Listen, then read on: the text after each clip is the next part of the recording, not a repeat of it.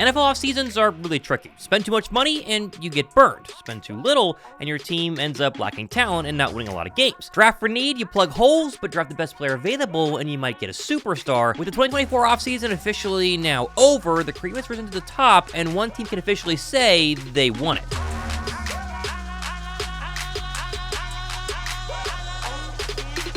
The NFL draft has always been, let's just be honest, a crapshoot, right? No matter which expert you listen to, everyone has a different favorite quarterback in the entire class or a different favorite first-round player, or how about everyone having a different sleeper in round 5 who's guaranteed to be a star. The truth of the NFL draft and really the overall NFL offseason is nobody knows who won until a long time in the future. Take Jordan Love, for instance. Jordan Love was a terrible pick by the Packers by almost every single expert, due to the fact the Packers needed weapons for Aaron Rodgers in round 1 and not an unproven 2-star recruit from Utah State. But fast forward a few years, and Jordan Love suddenly turned the Packers' 2023 season around and went all the way to the divisional round of the playoffs on what deemed like kind of an early roster that was too young to win right now. This year's draft was absolutely no different. There were clearly some losers, but there were clearly a ton of winners, with one team really rising to the top. And by a couple of winners, there's a ton. I'll mention just a few here, right? I think everyone can agree the Arizona Cardinals needed talent, and boy, did they add a ton. 12 total picks, including the best wide receiver in the class, Marvin Harrison Jr., a stable of running backs, offensive linemen, and DBs to help put players around Kyler Murray and that team. Guess what? You go tell Coach Miller that you're about to be an Arizona Cardinal.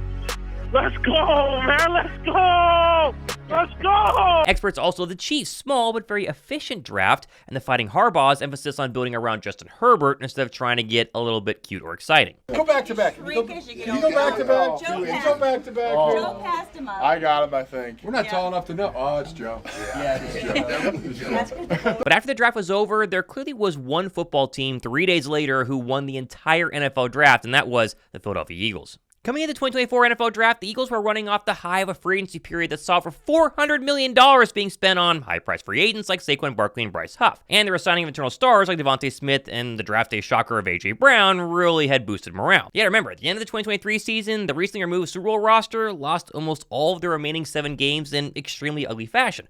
Fans were upset, coaches were definitely on the hot seat, and even the former MVP candidate Jalen Hurts looked like a shell of himself. Enter Howie Roseman, the wonder kid GM who took a chance on draft day to try to change things up. Instead of focusing on his bread and butter, O-line, defensive line, Roseman went for the best players possible at the biggest needs the Eagles had and didn't hesitate to, of course, double up. Oh, and it also helped that round 1 fell right into the Eagles' lap as a run on quarterbacks, pass rushers, and wide receivers dropped star secondary players further and further down the board. Eventually, with the Eagles grabbing the #1 cornerback in this year's class. Quinyon Mitchell might be from a small school, but after a blazing fast NFL combine and a really dominant Senior Bowl, every team had him #1 on their board. Every expert had Mitchell going inside the top 15. There was no way he could possibly fall to number 22 overall, and yet he did right into Howie's lap. This did 2 big things. Like, one, the Eagles got a lockdown corner at a place they shouldn't have, but it also allowed them to keep their 2 second-round draft picks, which would come in handy later. And with those 2 draft picks, the Eagles could trade up to number 40 in round 2 and snag the polarizing Iowa cornerback Cooper DeJean. I think the stigma around white cornerbacks didn't exist. DeJean probably goes in round 1. Instead, he falls to round 2 because teams didn't know if he's an outside player, an inside player, does he play in the box? Like, what exactly does he do? In the end, though, it didn't matter for the Eagles. They saw a premier player at a position of need, and they moved up and grabbed him with the 40th overall draft pick. Now, those 2 picks alone could instantly secure any team a grade A. I mean, literally, that's an A-plus draft right there, but the Eagles weren't done. They started moving up and down the draft board, making this trade and that trade, and getting some other really interesting players. And with those trades, the Eagles secured 3 future draft picks in 2025. And of course, they didn't just trade everything away. They also got some pretty interesting players, as I just mentioned. They spent a third on a physical freak with little to show for during his college career, but who can sit behind established vets and learn from the best in Jalen Hunt.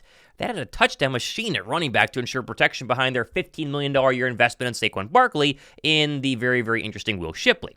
At wide receiver, they attempted to grab the next Deebo Samuel and Texas A&M's Anais Smith in round 5, who should integrate perfectly into Kellen Moore's new pass-heavy, motion-heavy offensive system. They also got another raw talent player in FSU's Johnny Wilson, who's, 6'6", and instantly creates matchup nightmares on the outside for the red zone, even most experienced DBs can't really handle. Oh, and don't forget the Birds giving their fans a bone and drafting the son of one of the most beloved Eagles of the early 2000s in Jeremiah Trotter Jr., who isn't just a fan favorite, he dominated at Clemson at middle linebacker despite being undersized. It should help in really big ways going forward for the Eagles. Then, throw in my favorite maybe late-round draft pick in Michigan's mauling guard Trevor Keegan, you create a draft class on paper that looks better and better with every single glance. Now, what did I say at the beginning of the show, right? You're going to comment, Thomas, we have no idea if these guys are good. That's true. We don't know if this year they're good, 5 years from now if they're good, 7 years from now, 20 years. Who knows when you're going to be able to look back in and officially put a grade in this draft class. But on paper, doing a little bit of a review, the Eagles class is above and beyond basically everything I've seen so far. And that's really just the draft class. Like I mentioned earlier about the Birds' free agency period, where they signed need stars at weak areas on the 2023 depth chart, like safety CJ Gardner-Johnson and pass rusher Bryce Huff. But Howie also used his cap knowledge and team-first mentality to secure a ton of stars already on the roster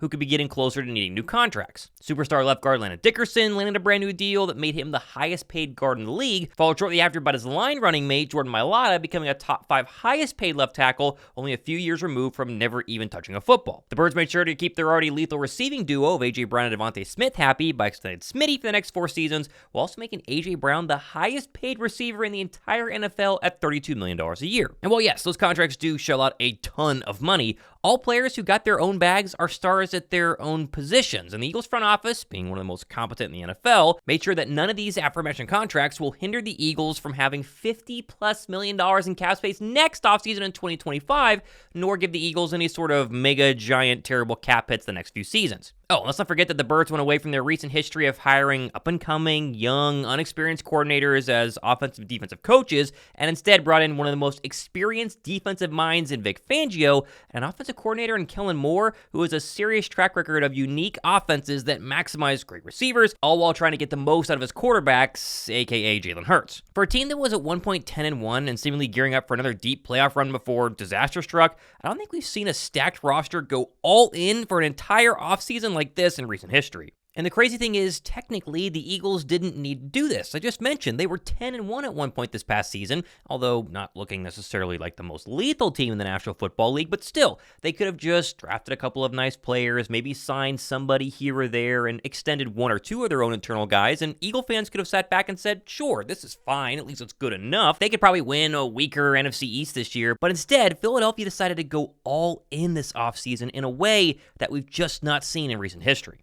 And in the end, it's the pairing of this draft class with the entire offseason as a whole. Like, Philadelphia could have come out of the 2023 season licking their wounds and just going ahead and saying, hey, let's stick to our guns and do what we do in the offseason. Spend some money, but just re-sign a couple of veteran players, maybe get 1 or 2 interesting signings, and then draft what you know. Offensive line in round 1, defensive line in round 2, and a mixture of some later round weapons, but really staying on the offensive-defensive lines. Howie Roseman's bread and butter has been that. And instead, the Eagles GM decided enough was enough, and that time was ticking on his all-world quarterback to make sure he not only got him weapons during free agency, secured the weapons that were already on the roster, but then go to a draft class that gets him all the talent he needs on both the offensive side of the football, but the secondary as well. For a team that gave up more passing touchdowns than any other team in the National Football League, the Eagles immediately become what I think is not only the best offseason team overall, but also a team poised to make a deep, deep run in 2024 with perhaps the most loaded roster in the entire NFL.